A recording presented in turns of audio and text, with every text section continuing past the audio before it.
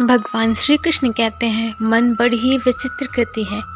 ये मन शरीर के किस संग में बसता है कोई नहीं जानता, किंतु संपूर्ण शरीर इस मन की इच्छा साकार करने के लिए प्रयास करता रहता है। अब यदि मन कुछ खाने का करे तो व्यक्ति उसकी इच्छा साकार करने का माध्यम ढूंढता रहता है। अब यदि मन किसी को शत्रु समझ ले तो उस व्यक्ति को नष्ट करने का हर संभव प्रयास करता है, और यदि मन किसी से प्रेम कर ले तो उसकी प्रसन्नता के लिए हर सीमा लांघने के लिए सज्ज होता है। परंतु जीवन सुखद हो इसके लिए ये आवश्यक है कि मन खाली रहे। इस बांसुरी की भांति भीतर कुछ भी नहीं है, ना राग ना द्वेष, तब भी तार छेड़ने पर स्वर निकलता है। इसी प्रकार मन को भी भावनाओं से मुक्त रखना अति आवश्यक है। स्मरण रखिए, मन में कुछ भर कर जियोगे तो मन भर के जी नहीं पाओगे। कितना सुंदर प्रतिबिंब है, इसका कारण क्या है? मेरा रूप सुंदर है या जल स्वच्छ है? नहीं, ये जल स्थिर है, शांत है। अंतर देख रहे हैं आप? वही जल है, वही रूप है, किंतु ये स्थिर नहीं है, शांत नहीं है, और इसी कारण मैं अपना प्रतिबिंब इसमें नहीं देख पा रहा हूँ। क्रोध के साथ भी यही होता है। यदि आप स्थिर हैं, शांत हैं, तो आप आपकी आत्मा को देख सुन और समझ पाओगे, किंतु क्रोध इस आत्मा की पुकार को पी जाता है। इसीलिए अपने क्रोध पर वश रखें। कहीं ऐसा ना हो कि मूर्खता के कारण जन्मा ये क्रोध आपको पश्चाताप के अंत तक ले जाए। एक पिता के लिए उसकी संतान गर्व है, उसका अहंकार है, और संतान के लिए उसके पिता उसका आदर्श, उसकी प्रेरणा। बिना कहे पिता संतान की हर इच्छा समझ जाता है और उसे पूरी करने की चेष्टा करता है। दूसरी ओर संतान सदैव प्रयास करता है कि अपने माता पिता को गर्वित करता रहे, किंतु ये बंधन है एक स्थान पे आके टूट जाता है। तब जब संतान स्वयं की इच्छा से अपना जीवन साथी चुनना चाहे, क्यों? कारण है संवाद की कमी।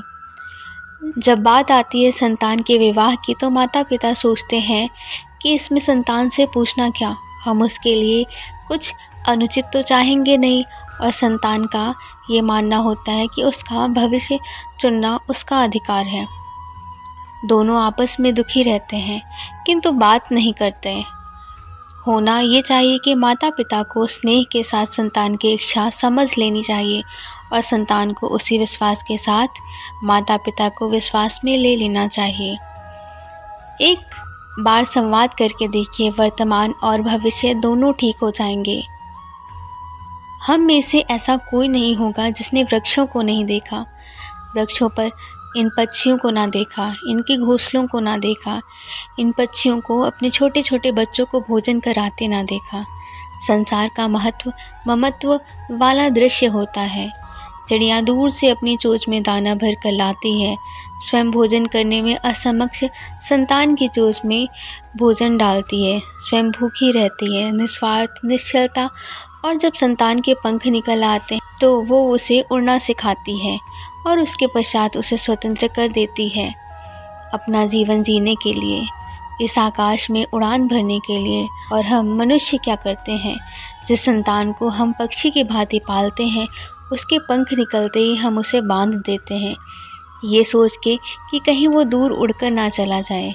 ऐसा नहीं है कि इस स्थिति में माता पिता को संतान से प्रेम नहीं है, अवश्य है, किंतु इसमें प्रेम पर मोह भारी पड़ जाता है, जो स्वयं अपने और संतान के बीच में बाधा बन जाता है। हम ये भूल जाते हैं कि हम केवल जन्मदाता हैं, भाग्य विधाता नहीं। तो जब प्रेम में मोह आ जाए तो वह प्रेम नहीं स्वार्थ बन जाता है। इसीलिए प्रेम को पास रखिए और मोह को दूर, क्योंकि जिससे प्रेम करते हैं उसका विकास नहीं रोका करते। मनुष्य की सोच संसार का सबसे गहन या कहो सबसे कठिन भाव है। कब क्या होने के पश्चात ये मन क्या सोच बैठेगा ये कहना असंभव है, और यही सोच कई बार हमारे मन में हीन भावना ले आती है। हम सदा हमसे ऊपर की श्रेणी के व्यक्तियों को देखते हैं, उनके जीवन का विश्लेषण करते हैं और फिर स्वयं को हीन समझ लेते हैं। इसके पास इतना धन है, इसके पास कितना बल है, और मेरे पास कुछ भी नहीं। मैं कितना हीन व्यक्ति हूँ संसार के लिए, मैं कुछ भी नहीं हूँ। होता है ना ऐसा। किंतु ऐसा नहीं है, आपके पास बहुत कुछ है। पलट के देखिए, किसी भूखे व्यक्ति को केवल एक रोटी मिल जाए तो भले ही दूसरों के लिए वो अन्न का एक दाना होगा, किंतु उसके लिए वो भोज से कम नहीं। इसीलिए जब भी मन में हीन भावना जागे, अपनों की ओर देखिए, उनकी ओर पलटिए। आपको विश्वास हो जाएगा कि भले ही आप ये मानते हो कि इस संसार के लिए आप कुछ नहीं हैं,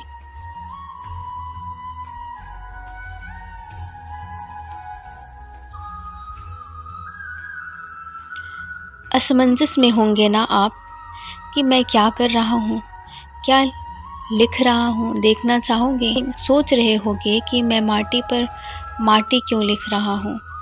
इसके पीछे एक बड़ा कारण है, किंतु वो बताने से पूर्व तनिक मुझे पानी पर पानी लिख देने दीजिए। क्या हुआ, जो मैंने लिखा वो दिखाई नहीं दे रहा है। ये रहा आपके पहले प्रश्न का उत्तर। माटी पर माटी लिखना कितना सरल है, उतना ही कठिन है पानी पर पानी लिखना। संबंध भी कुछ इसी प्रकार के होते हैं। बनाते समय माटी पर लिखने जितने सरल और निभाते समय पानी पर लिखने जितने कठिन होते हैं। अब प्रश्न ये उठता है कि पानी पर लिखा कैसे जाए। किस प्रकार से पाषाण जल की सतह से होते हुए जल में समा गए, ठीक उसी प्रकार से हमें संबंधों को भी निभाना है। इस पाषाण की भांति निष्ठा से गहराई में जाना है। संबंध कभी नहीं बिखरेंगे। दोस्तों, आज की वीडियो में बस इतना ही। अगर वीडियो पसंद आई हो तो प्लीज़ मेरे चैनल को लाइक, शेयर और सब्सक्राइब ज़रूर करें। Thank you for watching.